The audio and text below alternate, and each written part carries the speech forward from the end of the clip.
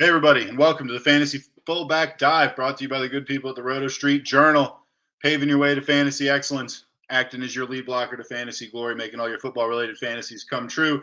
Football's back. I know we said that on Thursday. Now it's like really back. We just watched a slate of, I want to say, like 13 games, which is just pretty awesome. I mean, some of it was sloppy. Some of the games were more entertaining than others. Fantasy-wise, it was a relatively low-scoring week. But man, I had a good time today watching football. Some of those games just ended. Had a barn burner between the Chargers and the Dolphins, and the Patriots really hung in there with the Eagles, which was unexpected. Came right down to the wire. So anyway, it's been a good day. We got a good Sunday night game coming up. Giants, the Wolves' boy Danny Dimes, and the Cowboys. I cannot wait to see that shake out. I got some Tony Pollard stock. I got some Darren Waller stock. So I got a lot to look forward to. I got Prescott on my bench, just aging like a fine wine. I'm your host, Nat the Truth Jones. With me, as always, the Wolf of Roto Street himself. Wolf, how you doing? Do you have as good a time as me?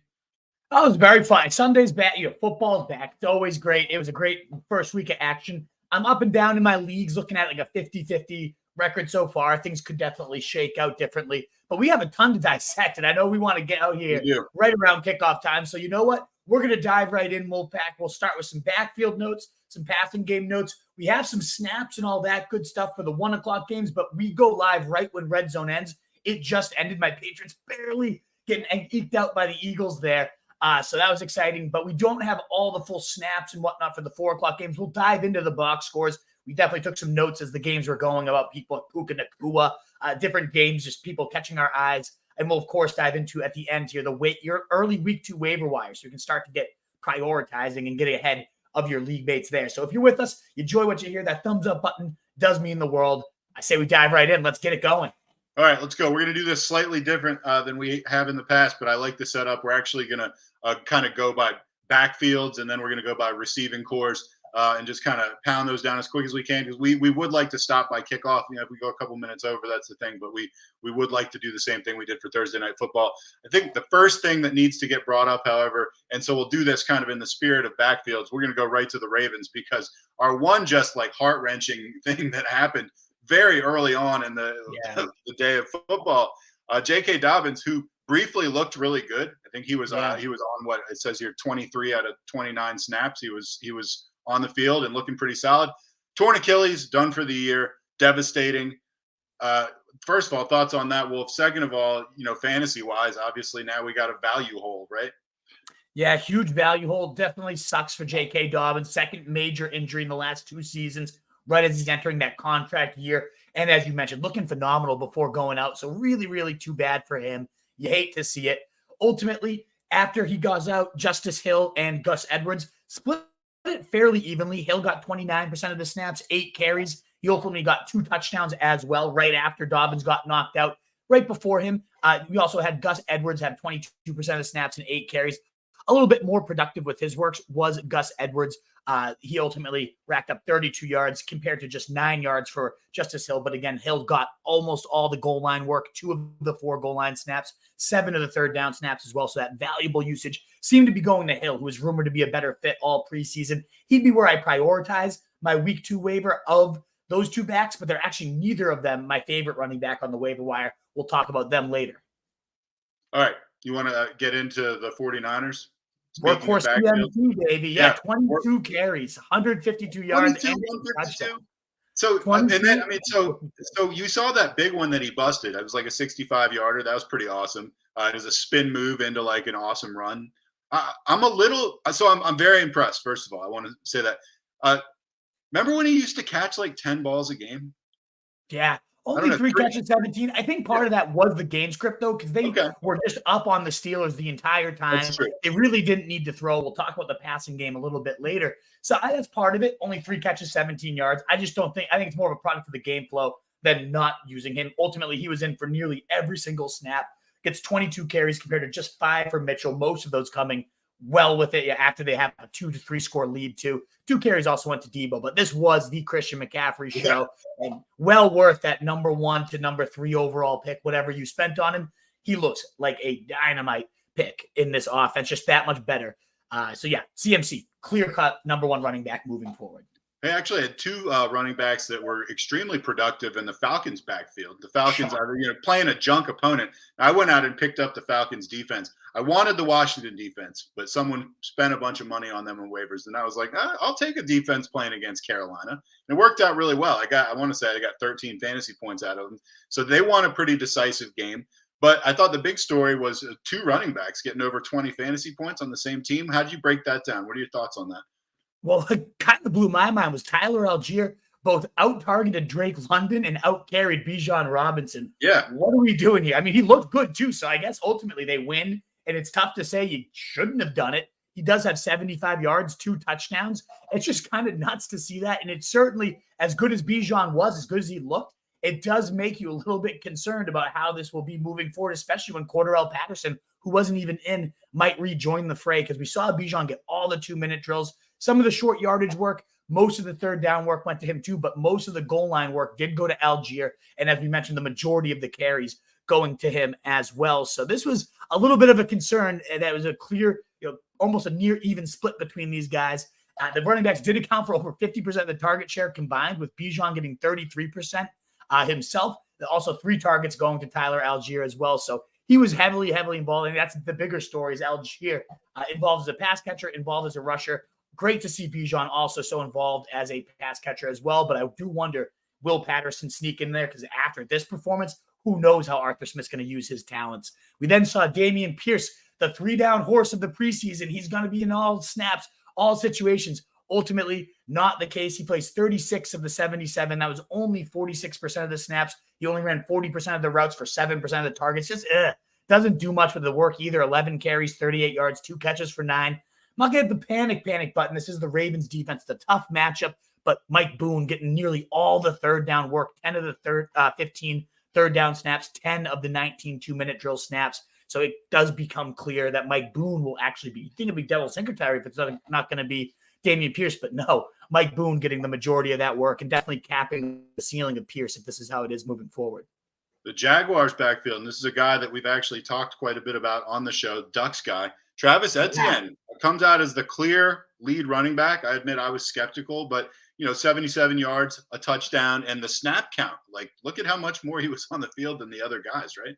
80% of the snaps, 85% of the routes, and actually getting a 16% target share, something we didn't see all last year. And that's with Calvin Ridley, we're going to talk about momentarily, dominating the work as well. We still see Etienne getting heavily involved. Yes, Short Bigsby, 13 yards, a touchdown. He did fumble, though, as well, and much less efficient with the work he got. Again, 13 yards, was under 2 yards a pop on his carry, 7 rushes. So ultimately, much more impressive coming over from Travis Etienne with that nice score as well. So 21 points to him, definitely looking like the clear-cut lead back and showing why today. Big to see from him. We were talking all offseason. Is Nick Chubb going to be a bigger bell cow? We did see 18 carries, 106 yards, and it looks really nice. 4 catches for 26. I mean, he's only had more than 3 passes in a game, more than 3 receptions in a game twice. And that's kind of crazy because he isn't a bad pass catcher at all. So that looks very nice. If he's going to do that all year, he's going to roll, right? Well, Jerome Ford did still see 30 of the 74 snaps. He did see the vast majority of these coming on the third down. He saw 9 of the 14 third down snaps. So it was just a matter of the usage kind of flowing to Chubb on those early downs. I don't know that we can always rely on those 4 catches moving forward if Ford's going to consistently be the third down and 2-minute drill back like he was this week. But still nice to see that involvement. It wasn't just complete and utter smoke, but it was still kind of like a mini Kareem Hunt was lingering there too. In the same game, and this is a game that could just be on all episode if we wanted to. On the other side of the ball, Joe Mixon for the Bengals. I mean, he had just a mad game, but if you put it next to some of the other supposed studs on the Bengals, he actually looked all right. But your headline is that his backups were annoyingly involved. Yeah, he got 13 carries himself, 56 yards, 17 yards on 3 catches. But the big thing was we saw Travion Williams, who didn't play all preseason. We're wondering how involved will he be? Well, he got 8 of the 12 third down snaps right off the bat, the third down guy there. Didn't end up doing much with the work. You only saw 2 carries, 0 targets on his 8 routes. We saw 17 of the routes go to Mixon. So he was more involved as the pass catcher. But then even Chris Evans was sneaking in there. 7 himself, another 2 carries went to him. So when it's like 13 carries for Mixon and 4 guys, a bunch of other guys just getting a little bit smattering here and there, it's going to be tough for him to hit that ceiling that would look so limitless. And that ceiling doesn't look so limitless, as you were alluding to, with how bad that offense was. My God, we'll get to the passing game. I think that was a 1 week arbitrage. I'm not too worried about that. But, man, that was – no, but it was bad. 3 points. Terrifying. Miles Sanders and the Panthers, you'd think he'd be that true workhorse, and he was about 60% to 40% Chuba Hubbard. But Hubbard did get 11 touches that we wanted to make note of. 18 carries, though, did go to Miles Sanders in addition to 4 catches for 26. So among the higher workloads you'll see from running backs, just was worth noting, though, that Chuba Hubbard was the clear-cut third down back on all the third down snaps. It was Chuba Hubbard. He also got 4 of the 6 short yardage snaps as well. So a little bit more mixing it. And he looked pretty good. 9 carries, 60 yards, in addition to 2 receptions as well for Chuba Hubbard. So definitely the clear-cut handcuff is Chuba Hubbard. And also maybe a little bit of a handcuff with benefits out there in a lot of waiver wires. Potentially worth a pickup at this point. All right, so let's talk about the Titans backfield. I'm confused about this is crazy.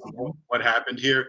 The headline, Derrick Henry out snapped by Tajay. Yeah, I mean, that's a big question mark. But, I mean, watching the game, I was watching on Red Zone, so it's not like I saw every snap or anything like that. I have Derrick Henry, so I was paying attention to how he was doing. He had a very good first half.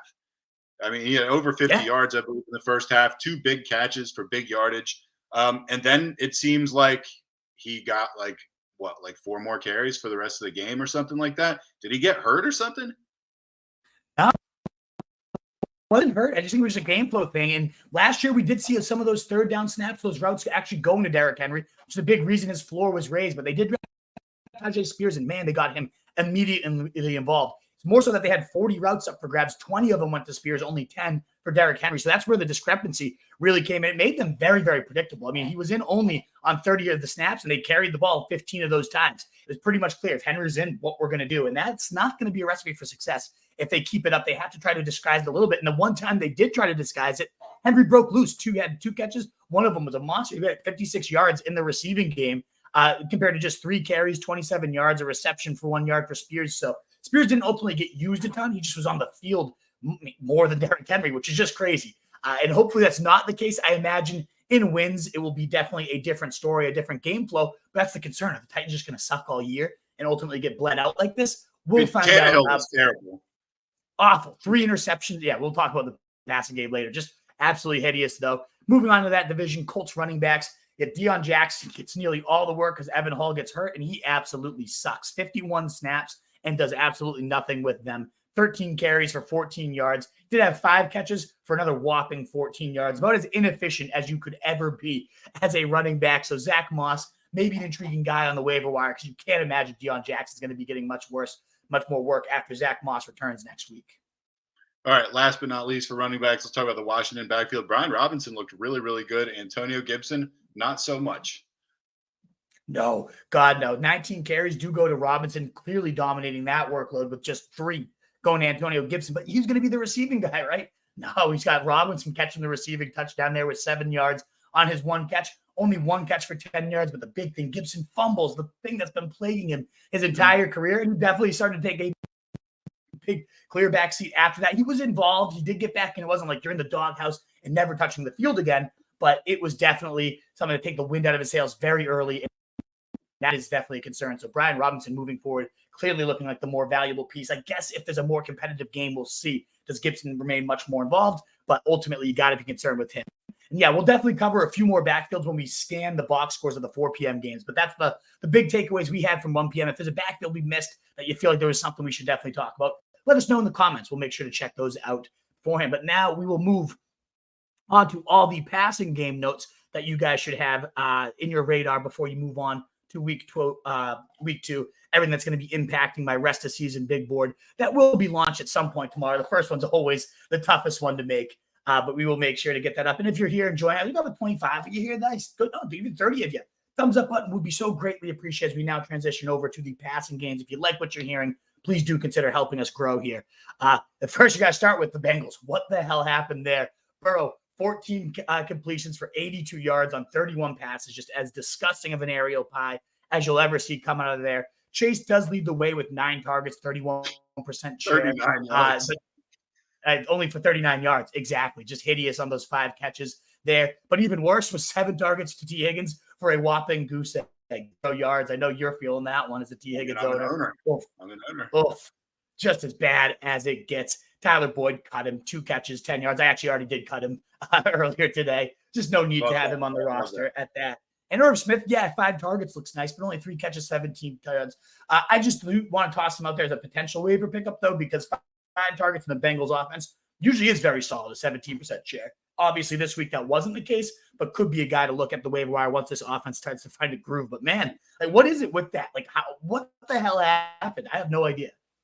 I don't know. I mean, of all the things that happened in week 1, and, obviously there's always surprises in week 1, but if you had told me that Jamar Chase, T. Higgins, and Joe Burrow were going to combine for like 7 fantasy points, I would have been like, well, you're obviously out of your mind.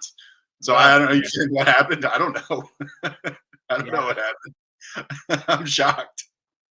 Horrible. All right. Well, moving on to someone who did slightly better. The Colts passing game was the Michael Pittman show. You mentioned Pittman as a possible guy to check out, and he did go 8 for 97 and a touchdown.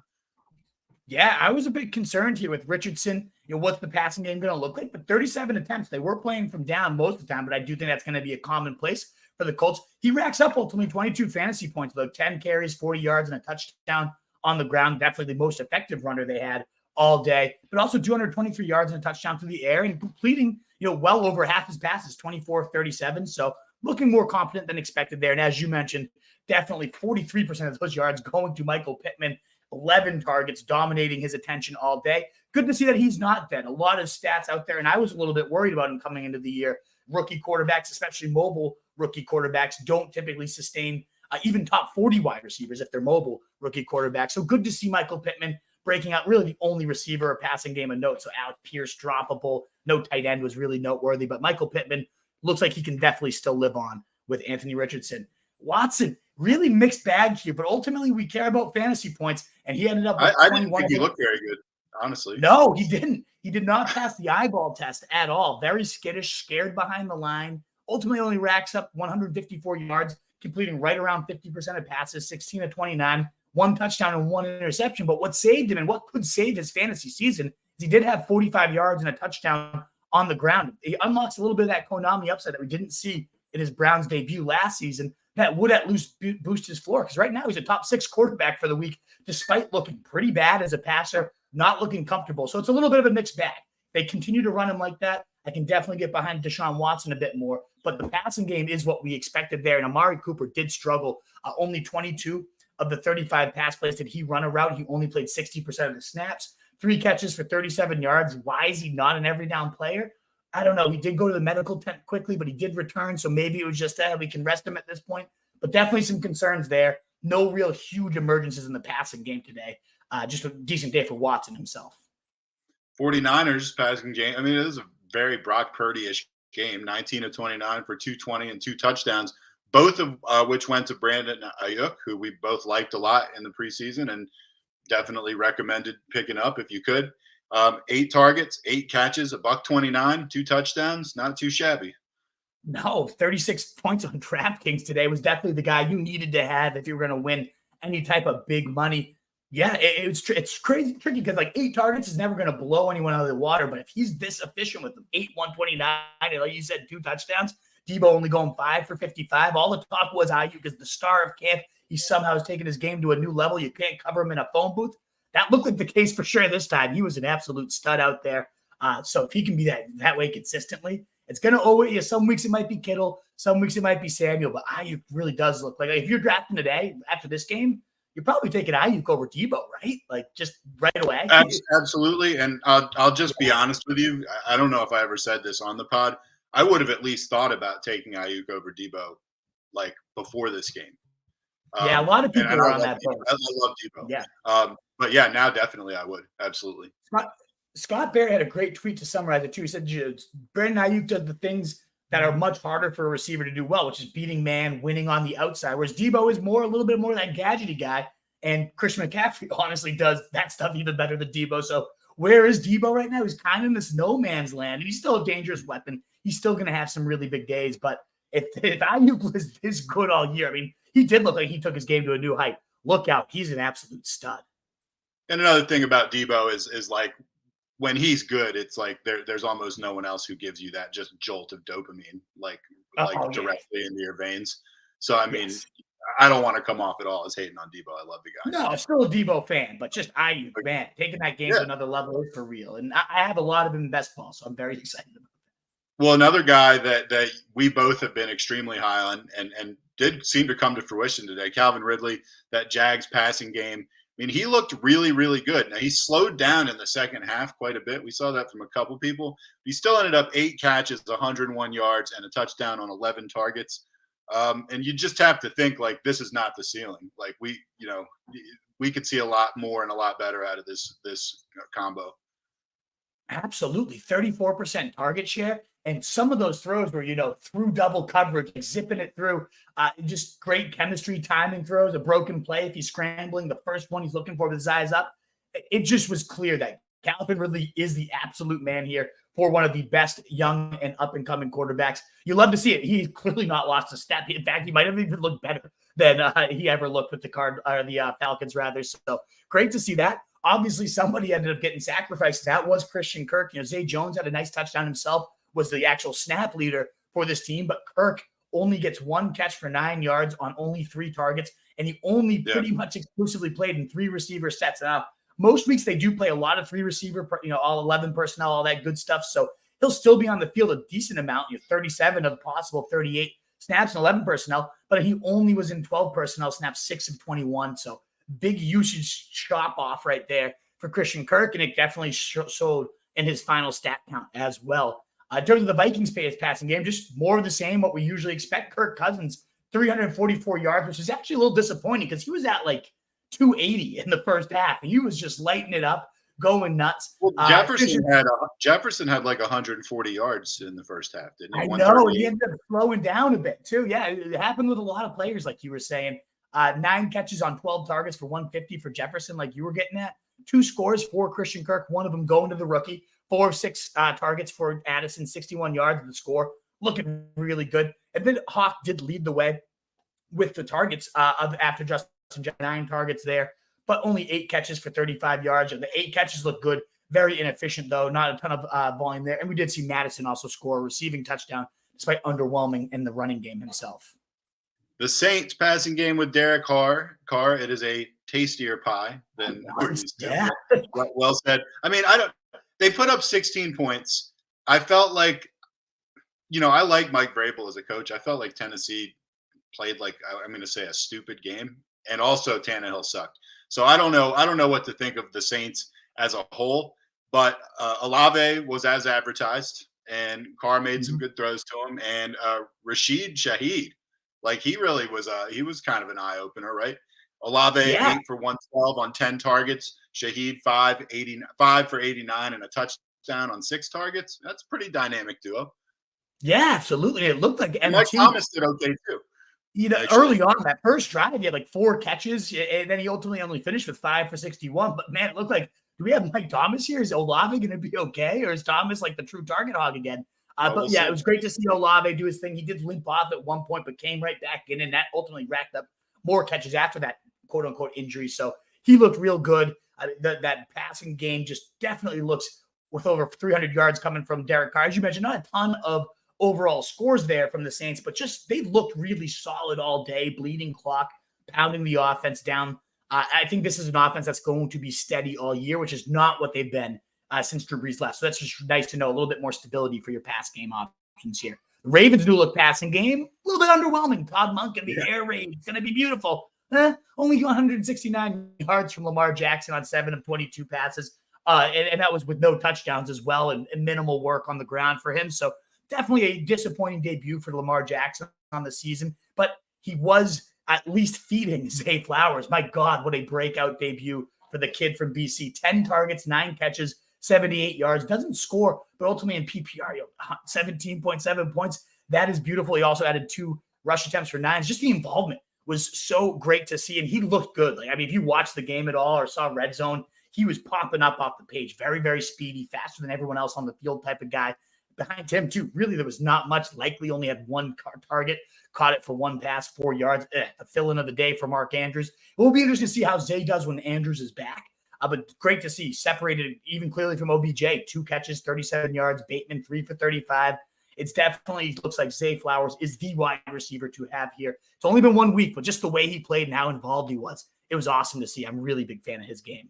Yeah, and I mean, although the Ravens were underwhelming, they did win easily. Now they were playing Houston, who we're going to get into next.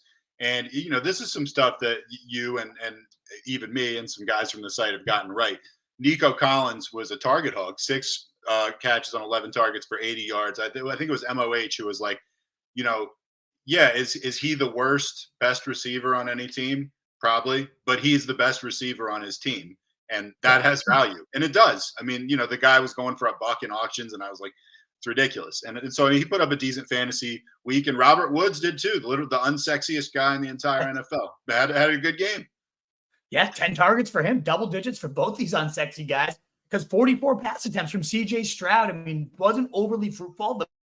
The pie was large, just wasn't made of good ingredients today. Only 242 scoreless yards, but if he's going to be chucking it 44 times, and it wasn't pure game script, they were throwing it early and often, even in the first quarter. So I really like what I saw in terms of a volume perspective. We hope that gets a little more efficient, a little more productive. I'd like to see Tank Dell out there a little bit more. But yeah, Nico and Robert Woods both seeing double-digit targets. That's nothing to sneeze at. So they could both be intriguing guys. Nico Collins mostly owned here, but Robert Woods out there in pretty much every league. Literally, I mean, beating the dead horse here, but it's their first game with a rookie quarterback. Like this. You have to think this is going to improve. So I'm kind of keeping part of one of my eyes on the Texans. We'll see. Yeah, no reason not to. One guy disappointed me a little bit today, Sam Howell, 202 yards, 1 touchdown, 19 to 31 passing, did throw a pick as well. He had 2 carries for 11 yards and a touchdown on the ground, kind of salvaging his day with that ground score. And that's why you like him in fantasy. He can run. He's definitely been a touchdown threat with the legs, but it was shaky. I mean, he could have had 2 to 3 more picks. Maybe one of them being a pick 6. They just got dropped. And that makes me a little bit nervous for these guys. I know I've been so high, and some of you in the comments are probably talking about Jahan Dotson. That was the guy I couldn't bench no matter what today. Doesn't go great. He did lead the team with 7 targets, hauls in 5 for 40. He looked good in doing so. I just thought Howell might be a step above this. And if this is how he's performing against the Cardinals, I mean, one of the worst secondaries in the league, and he's got a tough schedule coming up moving forward, it has to be a little less rosy on Dotson moving forward. Terry McLaurin as well, taking the short end of the stick here with 2 catches for 31. Meanwhile, Curtis Samuel led the way with 54 yards on 5 catches on 5 targets too. So that was interesting. And actually tying Dotson for the lead in targets with 7 was Logan Thomas. So maybe he's alive again. 4 catches, 43 yards. Yeah, that offense has always for Eric Bieniemy. Obviously, you have Travis Kelce. You're going to feature the tight end, but they do scheme the position quite well, and intriguing to see so much volume go Logan Thomas's way after he didn't play all preseason. It's just all spread out so far, and it's not that great either. So that makes me a little concerned for Dotson, a guy I was so in on. You were definitely left this game a little bit less rosy about him moving forward. You were so in on him, and you sold me on him. And honestly, I would be giving you a lot more hell than I am now. But my other guys were so bad that, I mean, it didn't end up even being so better. It was like in a vacuum. Was it a bad recommendation? Yes. On my team, on paper, was it a bad recommendation? Not really. So yeah, you get a mulligan on this one with me, Will. Hey, I'll take it. All right, target hog Hopkins. That's an interesting way to phrase the. I would have led with Ryan Tannehill blows. On the Tennessee passing attack. Tannehill 198 yards passing, 3 picks, including a couple costly ones. Now he did look at DeAndre Hopkins 13 times, 38% share. I think he had like 7 for 65, something like that. Again, I just thought the Titans played a dumb game, and I don't usually think of Vrabel that way. So I don't know. I'm still leaving this not quite sure what to think about them.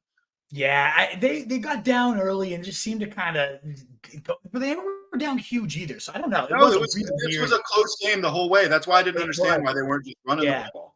Yeah, it's nice to see that volume go to D-Hop too. It's a little concerning that they only combined and caught about half those targets. So definitely concerning there. And it ultimately, as predicted on the show here, Treylon Burks, 18 yards on 2 catches, absolutely meaningless. Chigo Konku told everyone to bench him. No catches for him. When Hopkins is going to be this much of a hog on an already very low volume passing attack, I saw some articles saying buy low on Chig. He was in on every snap, and you don't get points for snaps, and when everything's going to be going Hopkins' way. I just don't buy these other guys at this point. I'll breeze quickly through the fact of the Bucks. They looked okay with Baker. He only had 173, but he did have 2 scores, one of which went to Evans, 6 catches, 66 in the team for a team high yards there. He should have had 2 touchdowns. Yeah, he dropped that. Oh, that would have been a nice day. I had predicted 2 scores for him. I was hoping he'd hit it, but that touchdown did still get it done. Godwin was less useful, 51 yards on 5 catches, but some clutch ones. Just good to see Baker Mayfield looking okay in that Division II. The Falcons game was the bigger note. Only 18 pass attempts, and that's what they're going to do. I mean, they bled it out with Bijan, and then, of course, even more so, Tyler Algier. When they don't have to throw, they're not going to, and that makes it very risky to start every passing game option here. Ritter himself, 115 and touchdown. You never start in Ritter, hopefully. But the big thing was Drake London, 90% of the snaps, a whopping 1 target, 0 catches on 20 routes. Not what you like to see. Kyle Pitts, he bailed himself out with a deep catch towards the end of that game. It was a goose egg for nearly the entire time. He did catch 2 for 44, and the 44 yards were the team high. So that's the ceiling. Oh, man, that's not great. 60% of the snaps, too, that sketchy usage. He was in and out. Even on 11 personnel, when you think a passing down, he'd be locked to be in there. He was only in there on 3 of the 15 snaps of that. So not great. It was good to see Ritter being so accurate, but such a small pie. It's just tough to trust these guys in London, man. That was scary. Are the Kyle Pitts and backers, the truthers, what are they gonna have to say this week? Anything? Or are people underutilized air yards? His separation is excellent.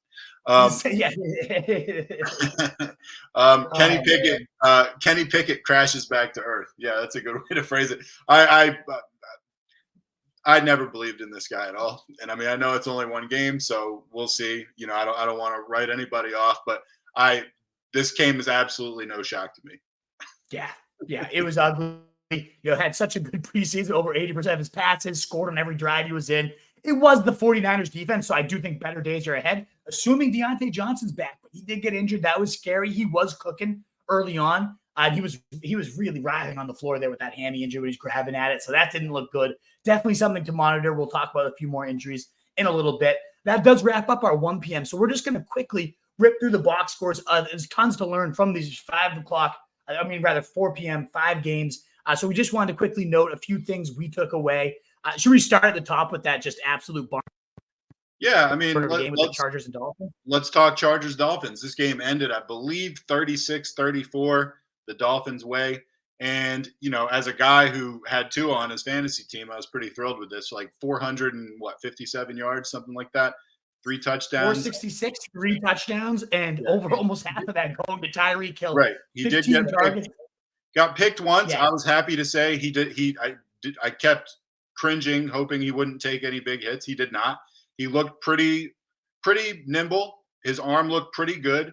He was doing a great job just kind of throwing it out there and leading Tyreek Hill, assuming he would just outrun everyone and make the catch, which he did almost every time. Tyreek, I think, had 11 for 215 and 2 touchdowns and long ones. When you make passes to Tyreek, they can be these short little swing passes that can go for 30 yards, but he's also catching balls in the middle of the field for 30 yards too. And I mean, Waddle's such a good compliment to him. It's just it was pretty impressive to watch. And I mean, the Chargers were not slouches either. Herbert's got that cannon. Keenan Allen looked very good, They did. I mean, and that's a good secondary they're up against, but just crazy. Again, 11 catches for Tyreek. The next closest was Waddle with 4. So it is so clear. 15 targets. The next closest was 7 after him. It is, and that was Durham Smythe. Interesting to see a tight end there actually get a little bit more usage, even more usage than Waddle. So a little concerning for Waddle. A lot of speculation in the offseason, could this be the year Waddle overtakes Hill? Oh, I don't know about that. And 215 yards as you got at you, going for the 2K yards. He sure could. That was impressive. But the Chargers, like you mentioned, very impressive in their own right, putting up that many points. And I don't think the scoreboard would tell you this, but they do have a talented secondary there in Miami. I think this is a great sign for the Kellen Moore offense that they could come out firing, guns blazing. Eckler over 25 fantasy points. Keenan Allen looking solid. We did get an injury scare to Big Mike Williams, but ultimately he came back. But yeah, as you mentioned, Keenan Allen, 6 catches, 76 yards on 9 targets. No scores, but nice and steady. We'll mention him in the waiver wire for sure, but Josh Kelly, matching Eckler's carry total, 16, and looking good on him, 91 yards and a touchdown. So definitely a closer committee than you'd ever expect with Austin Eckler as your lead guy in the past. So Josh Kelly, an intriguing handcuff with benefits. We'll talk about it a little bit more when we get to the waiver wires. Next game, Eagles, my beloved Patriots. Yeah, that was one that kept us a little bit. We said we were going to get live at 7:40, but this one was lingering in there. I had to see how it would happen with my Patriots. I think the big story here was that Kenny Gainwell, 14 carries, 1 carry for Boston Scott, and then this is probably the bigger development, 1 carry for DeAndre Swift as well. So Kenny Gainwell dominating the work share here. Didn't do a ton with it, 54 yards on his 14 carries, 3.9, no touchdowns. Had 4 catches, though, for 20 yards. I can't wait to see what the snap totals ended up being because as just a Pats fan watching it looked like Gainwell was in for maybe 70, 80% of the snaps there. And Swift, no involvement, 1 target, 1 catch for 0 yards. Not great there. And Rashad Penny was a healthy scratch. You thought this might be the week DeAndre Swift could pull away and just run with it. But no, it was the Gainwell show. And as a receiving core, the ho-hum, 7 catches, 70 yards for A.J. Brown, 7 catches, 47 and a touchdown for Devonta Smith. Not their biggest days, but not bad days either. And Jalen Hurts, not his biggest days, 170 total yards, 9 carries, 37, but still got it done. I was intrigued by the Patriots, though. I mean, they look better. Did they catch your eye at all?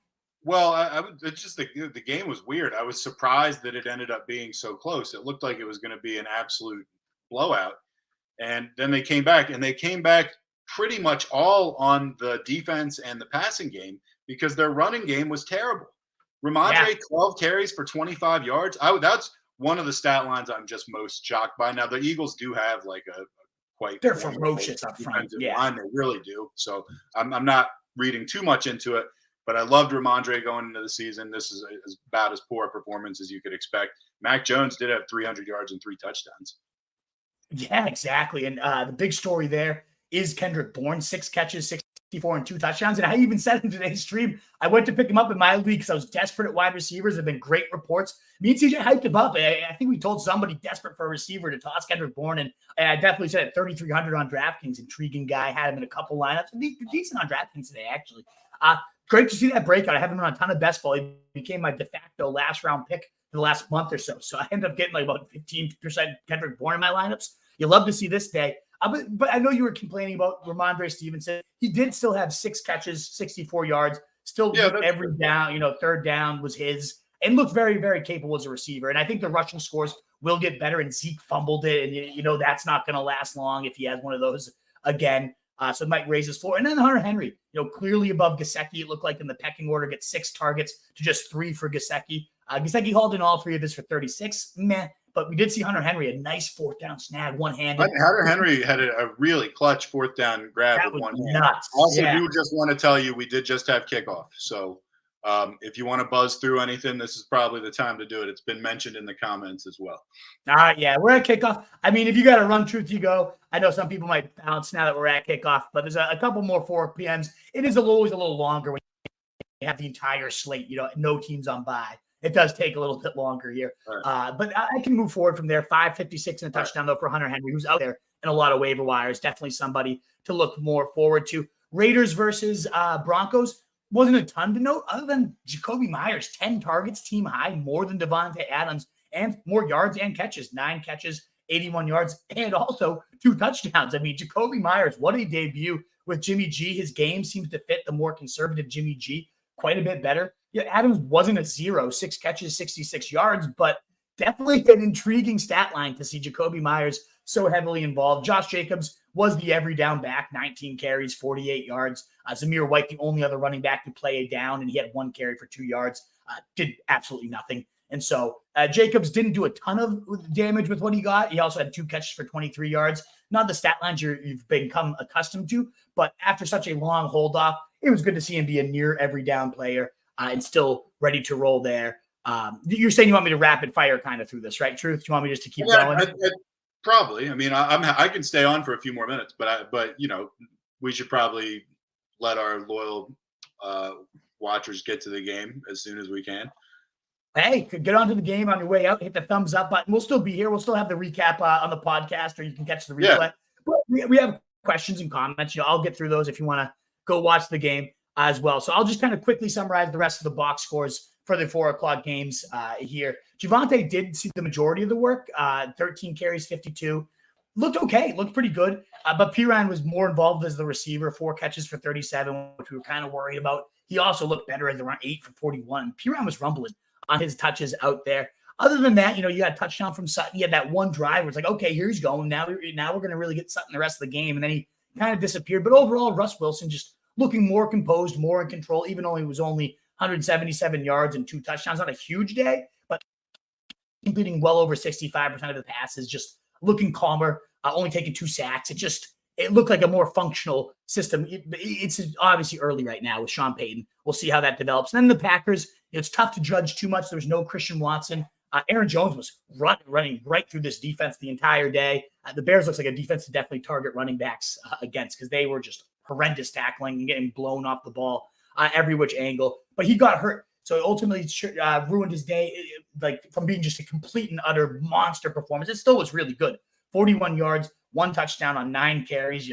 Nice and efficient there. Had big 40. He had 86 yards through the air, 2 catches, and they were both long. The long was 51, so he also had another 35-yarder too. He was just doing tons of damage.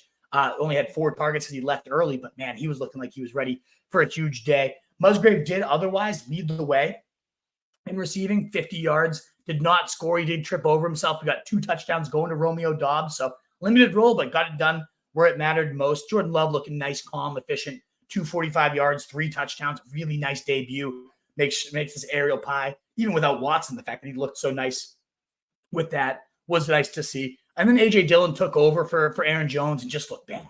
13 carries, 19 yards, like as inefficient as you can be. 2 catches for 17 were okay, but the whole reason you draft him is if Jones goes down, you have a monster, right? Didn't look like a monster here at all. Then the last game, and this one had a lot of intriguing notes. It will kind of transition us nicely to the waiver wire here. Is the Rams versus the Seahawks, and the Rams really impressive, 30-13 win over the Seattle Seahawks. I don't think many people saw that coming. Without Cooper Kupp, this team is just going to crumble on themselves. But Stafford looked pretty solid, 334 yards. They were scoreless. Running backs ended up doing all that. Kyron Williams leading the way there with 52 yards and 2 touchdowns. We also did get a touchdown for Cam Akers as well, who did outcarry Kyron Williams, 22 compared to 15 for Kyron. But in the first half, Kyron Williams had 26 snaps compared to just 4 for Cam Akers. So it did go to show they were willing to get this sophomore year. Kyron was very, very involved and definitely a guy to look at on your waiver wire. But maybe even more so, Puka Nacua, a team high, 15 targets. I talked about him as my Hail Mary that he might play more of that Cooper Kupp role. That's exactly what happened. He ended up getting all those layup targets, hauled in 10 of those 15 for 119 yards. Tied actually, though, with Tutu Atwell, who didn't look bad himself. 6 catches for 119 yards, too. So Stafford just keeping this thing going even without Kupp. I did not see that coming, but it looks like maybe the Seattle Seahawks defense is just that bad, or maybe Stafford really is just that good. And when he's healthy, the ball, he just looked so much more comfortable in the pocket. The ball was coming out with great zip. So I am much more high. I was already higher on Stafford coming in this year, certainly with Cooper Kupp, but this was great performance to see. And Stafford's only 24% rostered. The touchdowns will come at some point. So big to see. On the flip side for the Seattle Seahawks, what a bad day for Geno. 112 yards and a touchdown against what we expect to be one of the worst secondaries in the entire league. I was stunned at how bad. And early on, it looked good. That early touchdown to DK was a beastly one. 47 yards and a touchdown to DK. I thought he had all that in the first quarter. I thought he was going to go completely nuts after that, and ultimately didn't do much. And nobody really did anything. Tyler Lockett, 2 for 10. Ugh. JSN making his big smashing debut, 3 for 13. We can chalk this up and see what happens later, because we saw great things from Geno all last year, but the one-year wonder talk has to start to creep in just a little bit potentially. Walker did look good as a runner, 12 carries, 64 yards, well over 5 a pop there. But it just was not a great day for the Seattle Seahawks. The story of the day is definitely the Rams and those intriguing waiver pieces now that we can potentially look at. All right, Wolf, I'm going to take off. It's 8:30. Good talking to you. Buzz through the rest. Thanks, everybody, for tuning in. Awesome. Cheers. And you'll make this a podcast for tomorrow. Is that right? Dropping it for the morning? Yeah, I'll do it. I'll do it as early as I can tomorrow. Awesome. Yeah, the morning commute. Sounds all good. Right. It sounds like the Giants game. I hear the screams from the other room, so I'm going to get there soon in a sec. But thank you again, Cruz. Danny Dimes is driving. Oh, here we go. All righty. Well, thanks again to the truth. I'm going to now rip through, just kind of summarize that early week 2 waiver wire. Who are some guys to look for in your leagues? Start prioritizing on the early waiver wire. So just to summarize, some of the big injuries were J.K. Dobbins, the torn Achilles, Deontay Johnson with the hamstring. So we know Dobbins' season's done. Deontay's didn't look pretty. I'm guessing that's going to be a multi-week thing. Richardson is going to be fine after leaving with a knee bruise. So ultimately, it sounds like he'll be okay. Just got a little dinged up. And then Aaron Jones' hamstring looked a little bit concerning there. He kind of went right off into the locker room. No official word quite yet. Those are some injuries to monitor while we move forward. So how will that impact the waiver wire? Well, of course, the Ravens backfield is where you want to look first. Justice Hill, only 2% rostered in Yahoo. Gus Edwards, 19% rostered. If I had to go one or the other, so it normally would have been Gus. He has the track record. He's honestly, over 5 yards per carry throughout his career. He's been one of the more efficient guys whenever he gets to work. He looked like the better runner today. I like that he has all that going for him, and it was a pretty near even split in the touches, but we did see Justice Hill get almost all the third down work, nearly all the goal line work, and all preseason was Justice Hill is a better fit for this Tonkin on. That's why we're keeping him out. That's why he's going to be the primary backup. I really like what I saw to Justice Hill as well with those two scores. So if it's one or the other, I'm going to go to Justice Hill first. 2% rostered. I think he's probably worth 30, 25, 30% of the FAAB. You do have to keep in mind, what if they go after Jonathan Taylor at this point? Bring in an aging veteran or something of that nature is an option as well. So you could go blow all your money on this backfield, which I do think will be about a 50-50 split. I think that's going to be valuable. It's the Ravens offense. They look pretty solid. I think they're only going to continue to ascend here, but they aren't the most valuable pickup in my opinion. I actually would rather spend my money on Kyren Williams. Got hype all preseason as the clear-cut third down back, and we saw that playing the majority of third down snaps here, playing a lot of the goal line work as well. And Akers, we know the injury history is a bit sketchy. You got the Achilles tear just a few years ago, and it looked like Kyren Williams a little bit more preferred by this coaching staff, certainly in the first half there. Once they got the lead, they started to pound Akers. He ended up dominating second half touches, but Kyren Williams had 26 of the 30 running back snaps in that first half. So when game script's more neutral or they're playing from behind, I think Kyren Williams will have a much clearer and defined role than either of those Ravens running backs on any given week. And an offense that seemed to feature the running backs a little bit more than them. So I actually think I prioritize here Kyren Williams about, again, maybe $25 of my 100 FAAB. I don't know that you'll have to go to that level. I have, by the way, a more in-depth waiver wire show every Tuesday. So this is just a quick look at it. I'll go more in depth, look at the snaps a little bit more, see what happens tonight and in Monday night as well to have a full, complete list. It's just a rapid reaction for you sickos that want it right now. I think Josh Kelly has to be considered one of the top guys on your waiver wire, 4% rush. That's a nice thing about this early waiver wire is most of these guys are still out there in your leagues. And he had 19, match the same amount of carries there as Austin Eckler, as we talked about earlier. 16 carries, going for 94 yards, clearly involved. It was almost a 50-50 split. Certainly the rushing workload and snap share is about 60-40 for that game. So that was definitely intriguing to see a shootout style game. Imagine if they get up early on a team, we might even see more work for Josh Kelly. So looking really solid, over 5 yards a pop. Eckler did his thing. It wasn't like he needed to come out, but Kelly just constantly churning and churning and churning. Looking really solid doing it. Obviously has that handcuff with benefits upside now too. If something ever happened to Eckler, you'd be looking at a league winner. I mean, this offense was really humming today under Kellen Moore. So I think Josh Kelly is a huge priority add, especially if you don't need to use him right away. But honestly, I mean, again, 91 and a touchdown on the ground. That was a impressive day for him. Moving to the waiver wire receivers, I think Kendrick Bourne is my priority. Not him, Puka Nacua. Both these guys under 3% rostered. Bourne only 1%. 11 targets, 6 catches, 64, and 2 touchdowns for 21 points. Whew, that looks pretty damn good. And Puka Nacua, not to be outdone by him, 15 targets, as we talked about, looking like the clear-cut Cooper Kupp role here. With Cooper Kupp out, he was getting all those layup targets, but also involved in the red zone. A couple deep targets also slung his way. He ultimately went 10 for 119 as the main cog of this passing game. Everyone thought it would be Higbee, myself included, but no, Puka Nacua really coming in. We mentioned him as a Hail Mary dart throw. We actually mentioned both these guys, Kendrick Bourne and Puka Nacua. I'm shocked at how well they looked. I am definitely going to be scrambling to pick them up where I'm wide receiver needy and wherever I can find them. But not to be outdone. If you miss out on Puka, if he goes for too much, don't forget that Tutu Atwell did go 119 and 6 Honestly, I love Nakua, but if Cooper Kupp does come back healthy, let's say it's only 4 weeks on the IR, I think that role goes immediately to Cooper Kupp, and Nakua won't really find himself quite as heavily involved. So that's the one reason I might prioritize Bourne. I really like both those guys as options there at wide receiver on your waiver wire. The other guy is Rashid Shaheed, 15% rostered right now. We mentioned 5 catches for 89 and a touchdown, 11 yards rushing as well. He's kind of moving all over the place, an Alvin Kamara light in a way when he's out for now. Definitely a highly involved, explosive playmaker from last year. Averaged a ton of yards per reception and a high catch rate. You always like to see those efficient players, and he was continuing to do so this week. I will mention for one more running back too. Again, I prioritize the other guys in either Kyron Williams than Josh Kelly or your Ravens running backs. I think all of them make really interesting ads. All are worth about $15 to $20 or more from your waiver budget. I really like all those guys. But if you need a 1 week plug-in, you don't want to burn the bank completely, you could maybe look at Zach Moss, who's out this week, but probably going to play this next one coming in. And you couldn't have been less efficient than Deion Jackson.